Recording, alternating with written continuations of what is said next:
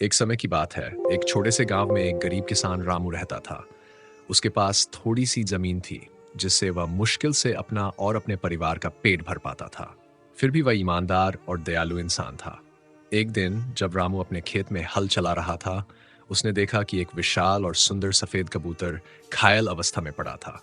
उसके पंख में गहरी चोट लगी थी और वह उड़ने में असमर्थ था। रामू को उस पर दया आ गई। उसने धीरे से उसे उठाया और अपने घर ले आया।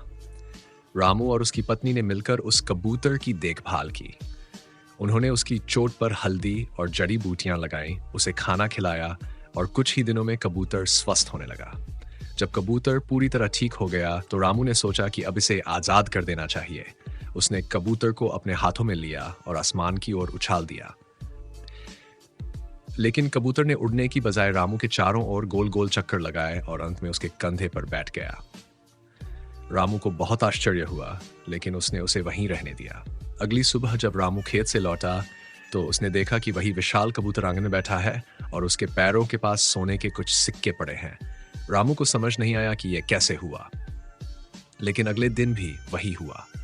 धीरे धीरे रामू की गरीबी दूर होने लगी। अब रामू और उसका परिवार सुखी जीवन जीने लगे। परंतु रामू की पत्नी और पड़ोसी लालची हो गए।